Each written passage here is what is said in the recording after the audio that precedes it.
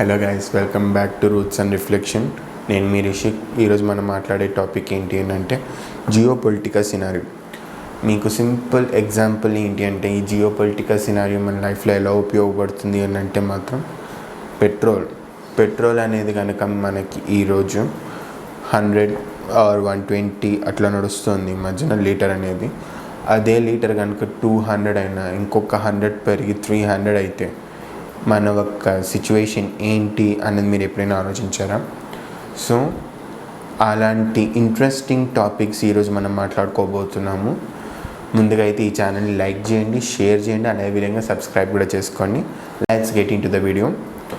మెయిన్గా ఈరోజు టాపిక్ చూడంగానే మీరందరూ కూడా జియో పొలిటికల్ సినారియో రియల్ లైఫ్లో ఎలా ఉపయోగపడుతుంది అని అంటే మీరు పెట్రోల్ గురించి ఆలోచిస్తున్నారు, కానీ జియో పొలిటికల్ సినారియోలో ఎప్పుడూ కూడా ఒక కంట్రీ యొక్క సిటిజన్స్ అనే వాళ్ళే మెయిన్ ప్రైమరీ టార్గెట్గా ఉంటారు.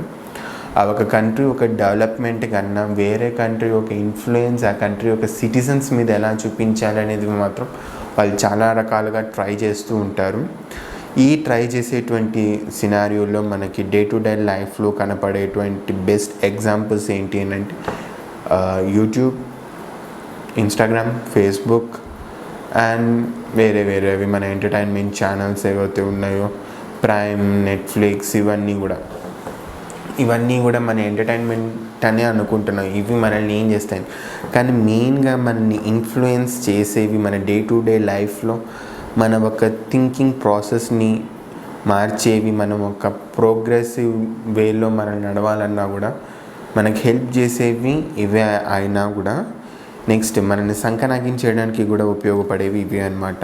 ఎలాగో చెప్తాను. రీల్స్ని కనుక మనం పట్టుకుంటే ఇన్స్టాగ్రామ్ రీల్స్ అని ఈ మధ్య చాలా పాపులర్ అయ్యాయి. వాటితో చాలామంది క్యాష్ చేసుకుంటే ఎదుటివాడిని సంకనాగించేయడానికి కూడా ఉపయోగపడతాం. మనం అవి ఫ్రీ అని మనం అనుకుంటున్నాం, జస్ట్ ఇన్స్టాల్ చేసుకుంటాము, మన ఒక టైం అండ్ మనం జస్ట్ ఎంటర్టైన్మెంట్ కోసం చూస్తాం. కానీ ఆ ఒక్క రీల్ అనేది మన ఒక లైఫ్లో ఎంత ఇన్ఫ్లుయెన్స్ చేస్తుంది అని మీరు ఎప్పుడైనా ఆలోచించారా? మనము పనికి మాలిన వాళ్ళగా అయిపోవడానికి అదే రీల్ కారణం. ఎందుకంటే కొన్ని సర్టెన్ రీల్స్ అనేవి మన ఒక బ్రెయిన్ని ఆ ఒక పర్టిక్యులర్ పాయింట్ మీదే మనల్ని స్టిక్ ఆన్ అయి ఉండేటట్టు చేస్తాయి.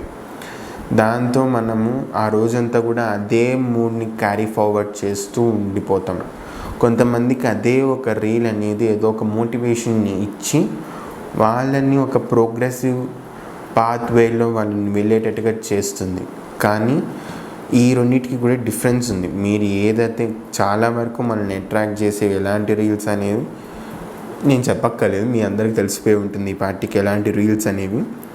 సో వాటి నుంచి ఈ టైప్ ఆఫ్ ఇన్ఫ్లుయెన్స్ మెయిన్గా అయితే ఈ ఇన్ఫ్లుయెన్స్ అంతా కూడా మనల్ని ఈ సోషల్ మీడియా ప్లాట్ఫామ్స్ వల్లే వస్తుంది. సో ఈ జియో పొలిటికల్ సినారియోలో మనకి చాలా రకాలైనటువంటి ఎక్స్చేంజెస్ అనేవి జరుగుతాయి.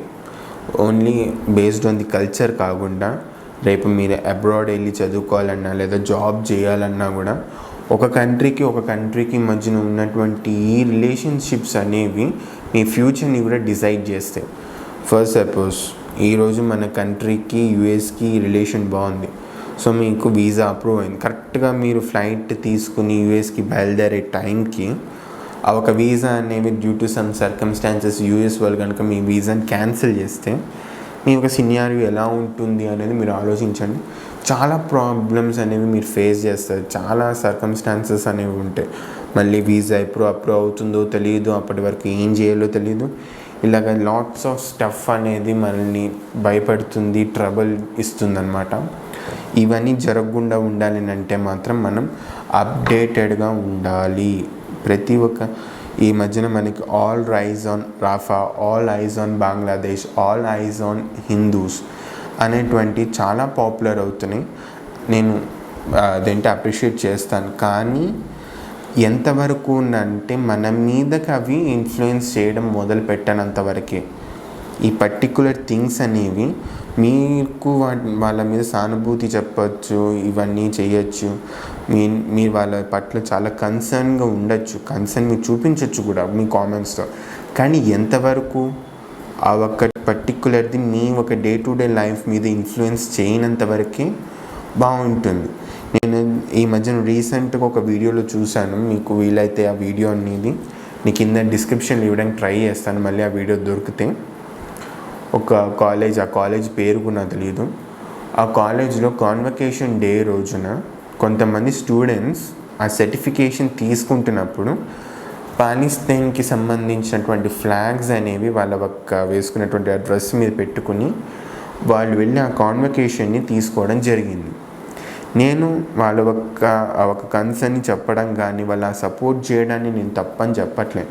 కానీ ఒక కంట్రీలో ఉంటున్నప్పుడు వన్ నేషన్ పాలసీగా ఉన్నప్పుడు ఇటువంటి ఎగ్జాంపుల్స్ అనేవి కరెక్ట్ కాదని నేను చెప్తున్నాను.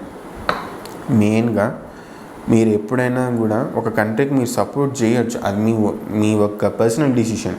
కానీ వన్ నేషన్ పాలసీలో మాత్రం ఇది అప్లికబుల్ కాదు. మీరు ఒక కంట్రీలో ఉంటూ ఇంకొక కంట్రీ ఒక ఫ్లాగ్ని పెట్టుకుని ఆ కన్వకేషన్ తీసుకుంటూ ఉండడం అనేది సమ్వేర్ అదొక డిస్రెస్పెక్ట్ఫుల్గా ఉంటుంది ఆ కంట్రీకి.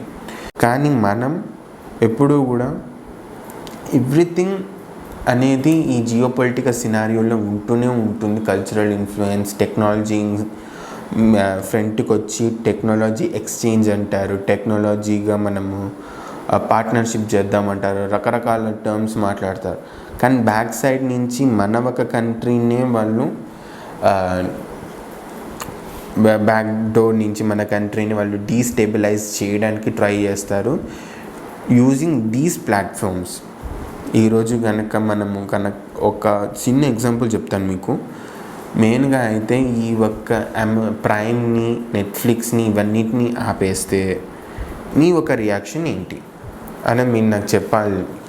సో నెట్ అనే మనం ఏదైతే జియో నెట్ వాడుతున్నామో ఈ జియోది కూడా ఈరోజు చాలా రకాల కొలాబరేషన్స్ అనేవి వాళ్ళు చేసుకుంటున్నారు. అవన్నీ అపార్ట్ ఫ్రమ్ దట్ ఈ ఒక ఛానల్స్, ఈ ఎంటర్టైన్మెంట్ ఛానల్స్ అనేవి కనుక వాళ్ళు ఆపేస్తే మనం ఎలా రియాక్ట్ అవుతాం? ఖచ్చితంగా మనం వెళ్ళి గవర్నమెంట్ని క్వశ్చన్ చేస్తాం, ఎందుకు ఏంటి అనేది. మనకు ఆ గవర్నమెంట్ పట్ల మనకు ఒక నెగిటివిటీ అనేది వచ్చేస్తుంది ఆటోమేటిక్గా, మా ఎంటర్టైన్మెంట్ మీరు ఆపేస్తారా అని. సో ఆ సినారియోలో చూసుకున్నప్పుడు మనం అప్డేటెడ్గా ఉండి ఒక సినారియో పట్ల, అంటే ఇప్పుడు మన కంట్రీలో ఈ డిసిషన్ తీసుకుంటున్నారు అని అంటే మీరు సపోర్ట్ చేయండి, చేయకపోండి, కానీ హాఫ్ నాలెడ్జ్తో చెయ్యొద్దని నేను చెప్తున్నా. హాఫ్ నాలెడ్జ్ పూర్తిగా తెలిసిన వాడికి చెప్పగలం, పూర్తిగా తెలియని వాడికి చెప్పగలం, కానీ ఈ మధ్యలో సగం తెలిసి సగం తెలియని వాళ్ళకి చెప్పడం అనేది చాలా కష్టం. సో మీరు మాత్రం ఖచ్చితంగా అప్డేటెడ్గా ఉండండి. ఏదో మీరు డీప్గా జియో పొలిటికల్ అనలిస్ట్ అయిపోండి, రేపు ఒక పెద్ద జర్నలిస్ట్ అయిపోండి అని నేను చెప్పట్లేదు, కానీ స్టే అప్డేటెడ్. కొన్ని విషయాలు అనేవి మన ఒక లైఫ్లో ఇన్ఫ్లుయెన్స్ చేస్తుంది అన్నప్పుడు మనం దాన్ని అప్డేట్గా ఉండడం అనేది అది రాంగ్ అని నేను అనుకోవట్లేదు. మీరు కూడా నాతో సపోర్ట్ చేస్తారని నేను అనుకుంటున్నాను.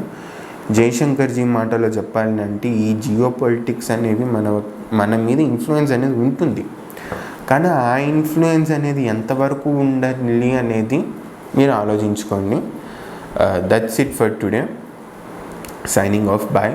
కానీ ఖచ్చితంగా మాత్రం మీకు ఈ కంటెంట్ నచ్చితే మాత్రం డెఫినెట్గా సబ్స్క్రైబ్ అయితే చేసుకోండి.